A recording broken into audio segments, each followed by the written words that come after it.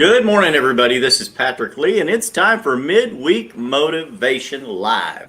I hope everyone is doing good today. I'm ready for a happy show. Today's show, we're going to be talking about how to be happy now, how to be happy in the present, how to be happy right now in whatever you're going through, in whatever season you happen to find yourself in. How can we learn to be happy now? Man, it's been a great week for me. I hope it's been a great week for you already. People already tuning into the show. I love that. And it's been a great time filming these shows for you. It's been a great week here in Amarillo, Texas, where I am, where my office is. Many of you know that follow the show. I've just recently moved. I've expanded to a bigger office, and great views in multiple directions of the downtown skyline of Amarillo, Texas, where I'm at. And so this is the new Studio One. The old one was Studio One. This is new Studio One. This is home base. This is where all the magic happens. And this is where I learn to get happy every day as I listen to other people that help motivate me, coach me, mentor me into being a happier person. Where a majority of my work happens on the computer. The rest of it all happens out in the field. And this is the place where I coach my people as well and mentor the people on my team on how to be successful in life and how to be happy. Happiness is key to your success. And I want to talk to you today about being happy now. Exclamation mark, smiley face. I'm adding some emoticons to my banners. I hope you like those. They get people's attention, and it just I want to share that emotion. I was just listening to Pharrell's song "Happy" before I started the video. You know why? Because it's a great upbeat song, and it helps lift my spirits as well. And then when "Happy" was over, I can change. You see back here, I've got a Dominican or a Caribbean island beach sounds going in the back. You want to know why? Because one of the things I want to do in life is end up taking a lot of trips to some Caribbean beaches. I want to go island hopping, and I'm eventually going to be planting my buns in some hot white sand on some islands, listening to the ocean, going, snorkeling, scuba diving, doing some fishing, and cooking out, camping on the beach. Those are all things that trip my trigger. They motivate me. It makes me happy. So over the next few shows that you see, you'll see artwork change. You'll see different things change here in Studio One, my home office, to the things that make us happy, because I intend to be happy now, and I want you to be happy now as well. We're going to go over a couple of points today that are going to help you learn to be happier in the moment, because that's what I'm really wanting this to be about. Helping you be happy in the moment. And there are a couple of topics that we've talked about in the past that have helped you. And many people have called me or texted me, commented on the show and said, hey, that show really inspired me today. And I thank you for that. Like and share these videos if they help you, if you think that they will motivate someone else. Hey guys, people already tuning in, already commenting, Sal, Pete, a lot of people already watching the show. I appreciate that each and every week. Like I said, like and share this. You can turn on notifications on Facebook so you'll always know when I'm going live on Facebook and on YouTube. If you're watching on YouTube, be sure and subscribe to this channel. Then click on the bell for notifications. You'll turn on notifications, and you'll also know every time one of these videos goes live on YouTube as well. Share that channel on YouTube as well. I'm looking to grow that channel, and I have a goal of 10,000 followers on YouTube. I'm well over that on Instagram, and I'm maxed out on Facebook. So I'm looking now to grow the YouTube channel as well. So let's talk about being happy. Yes, Pete, absolutely. Thank you for that comment. Happy life is always good life. That's a great comment. I appreciate that. So how do we start learning to be happy now in the situation that we're in the season of life that they're in? And there are a lot of things that we could talk about today, but these are going to be some tips that I think that are going to help you. And the number one tip today might surprise you. And this simple tip says, eat first. What in the world does that mean? Eat first with a little winky emoticon. The concept of trying to serve out of an empty plate or an empty bowl, an empty glass is a concept that we've talked about in itself in entirety in the past, but it's one of the critical things to learning how to keep yourself happy. The number one step to keeping yourself happy is when happiness comes to you, when good things come to you, be sure and enjoy that. Eat first. If you have things that create energy that come into your life and you in turn turn around and funnel that all out to everyone else before you get to enjoy it, you will end up worn out. You will end up used up, empty, and all poured out. An empty vessel cannot pour out to anyone else. And there are people that are robbers of your finite resources. We've talked about this before. Your money, your energy, and your time. Those are finite. They don't last forever. But how many of you know that if you want to be happy, you need to have a full set of those resources? When you have time, when you have money, and you have energy, it's natural for you to be happier, right? You're going to find yourself in a much happier state of mind. Learn to always eat first. Now, my mom, and probably your mom, if your mom was the cook in your household, my mom was the cook in my household. We grew up learning how to cook, and it would get to the point of where with 5 kids and mom was tired or busy, she would say, hey, we would always come in. Why do you always say, Mom, I'm hungry, there's nothing to eat? And you would go look in the fridge, and mom would say, there's a fridge full of food, there's a pantry full of food, there's a pot, there's a pan, there's a stove, get after it, right? There's a loaf of bread, there's stuff in the fridge, make yourself a sandwich.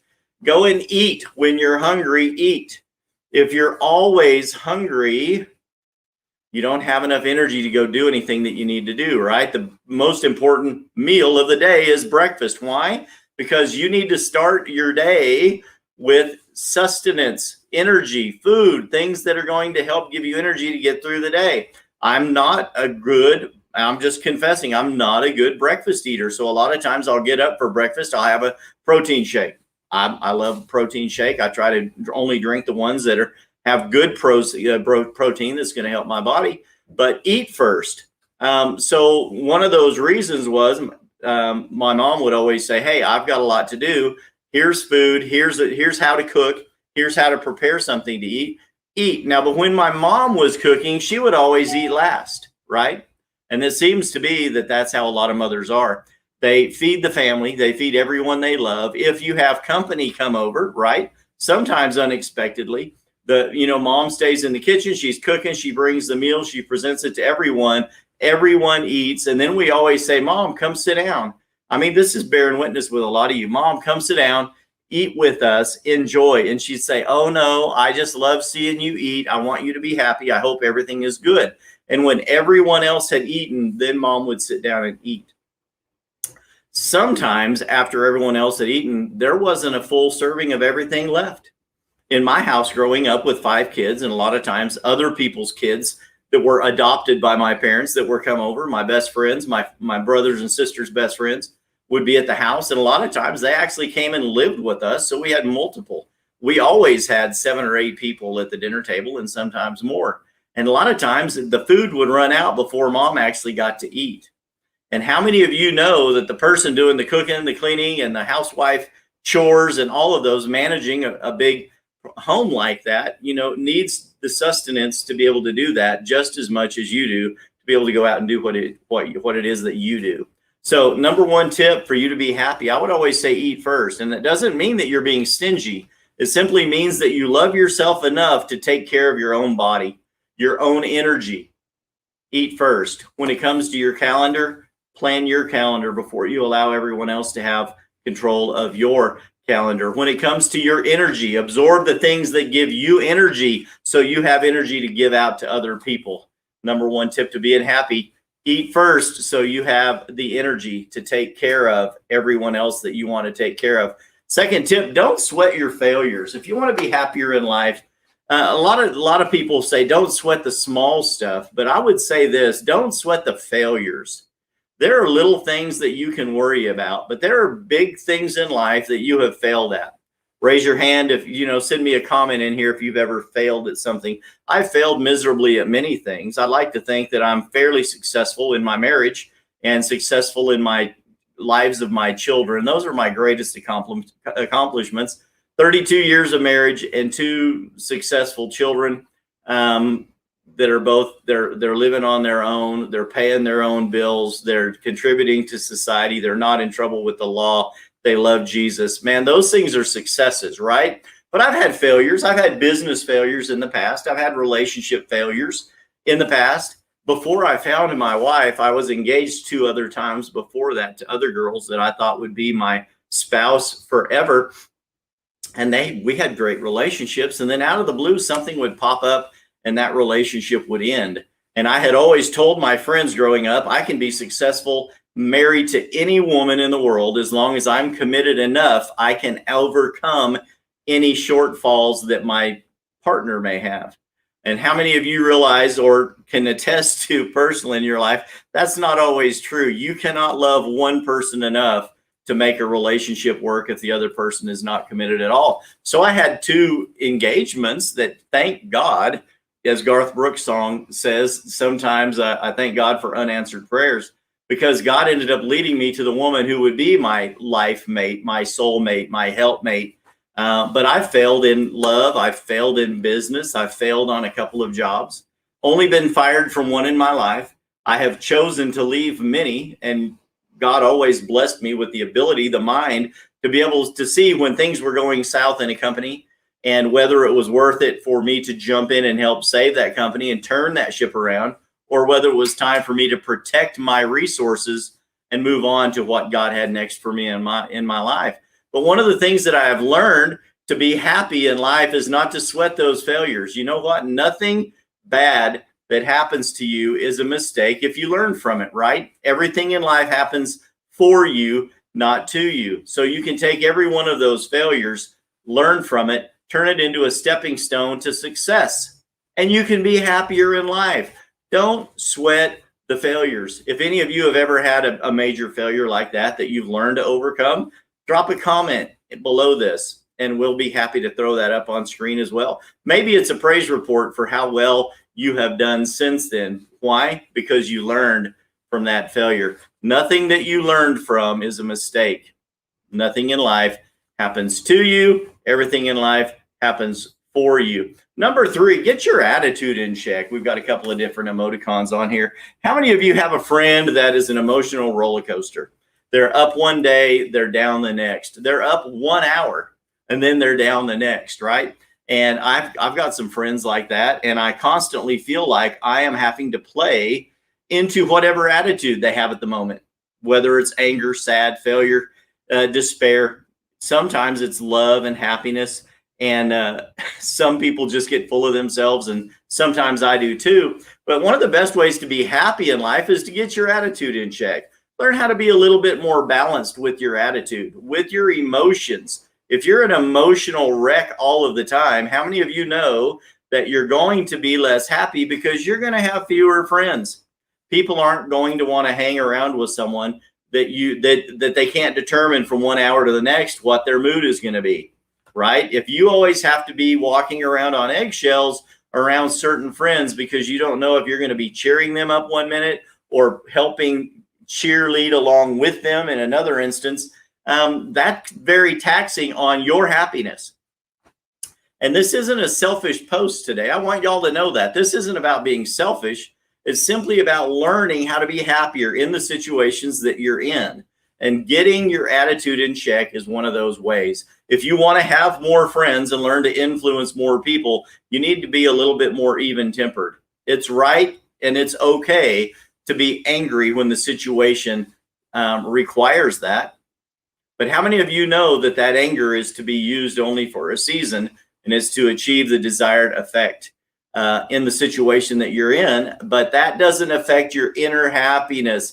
Happiness comes from within. It's in your heart. It gets into your brain and into your spirit, right? It starts to exude from you, that happiness. It's okay to be righteously indignant. It's okay to be offended for a moment, but get that in check quickly and learn. I was on a phone call last night. I work in real estate, right? And I'm working on a situation with one of my agents, and we have a new client. And the new client had a perceived agreement on a property, and the other agent turned around and put the house back on the market. Good morning, Marlene. Good to see you watching always again. Marlene watches the show every week, not because she has to. She's my transaction coordinator and a wonderful agent on my team, but I like to think that I motivate her too, right? So good to see you on here. But we're in this transaction, and the other side of that transaction puts the house back on social media.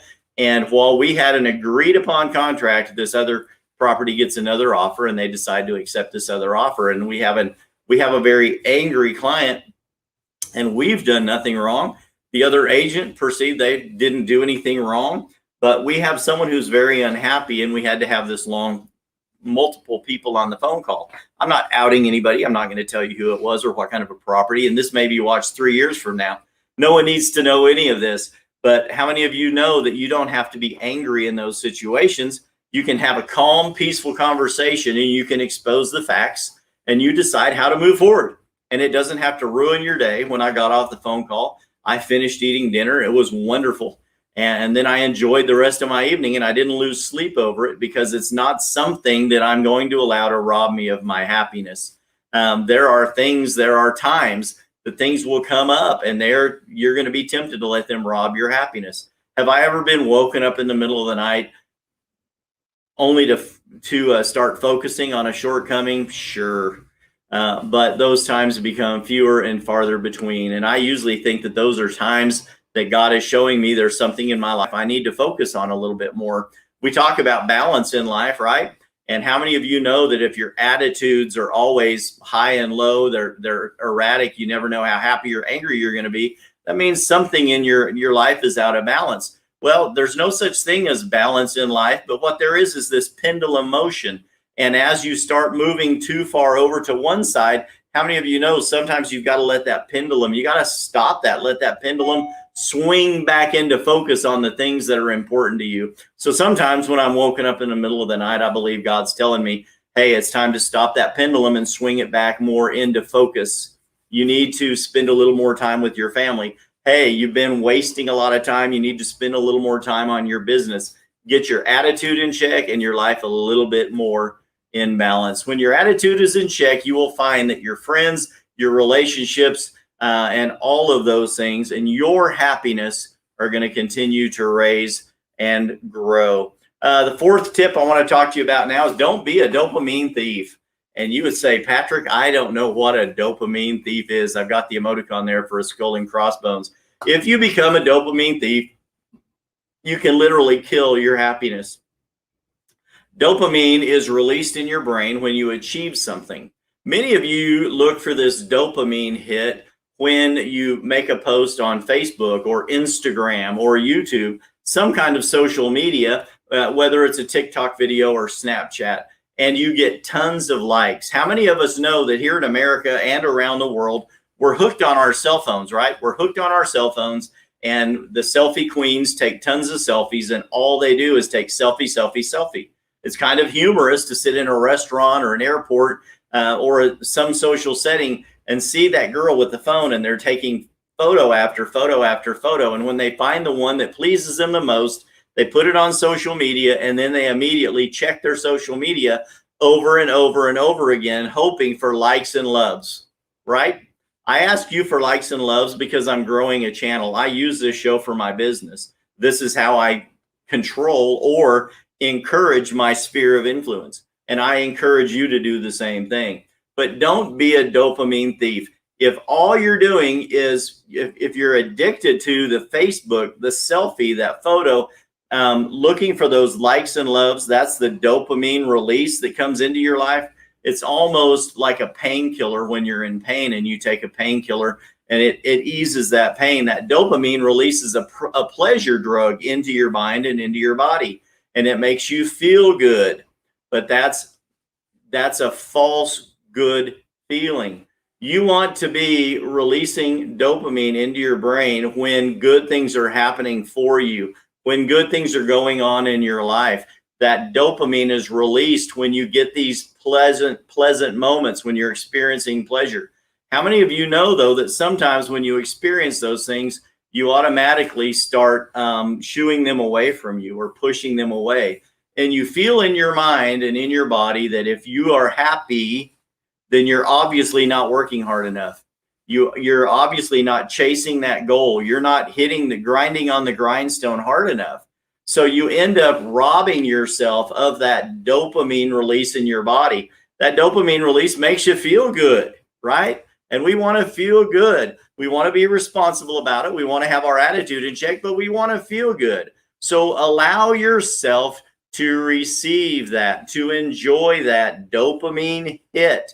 And don't tell yourself that I'm obviously not good enough to deserve that. I need to be working harder. I need to be chasing my goals harder. If you constantly tell yourself that you cannot receive that happiness when it happens to you, how many of you understand, maybe like and have experienced that dopamine release gets smaller and smaller and smaller?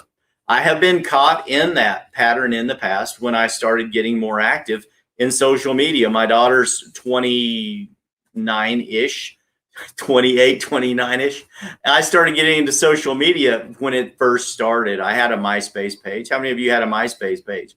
And then she told me I needed a Facebook page. And I said, Facebook will never take off. MySpace is where it's at. So she created a MySpace page for me. She created a Snapchat for me. And I said, Snapchat will never take off. How many of you know in the beginning, you start getting hooked on that? Candace. I was trying to be nice, Candace. I was going to say 26, 27, 28. Candace, my daughter, just reminded me she is 29. I was just trying to be nice, make you happy, but it's okay. So I got into social media, and when I would make a post, I would get caught in that trap. You start looking to see how many likes and loves you get, and you're like, hey, that was pretty smart.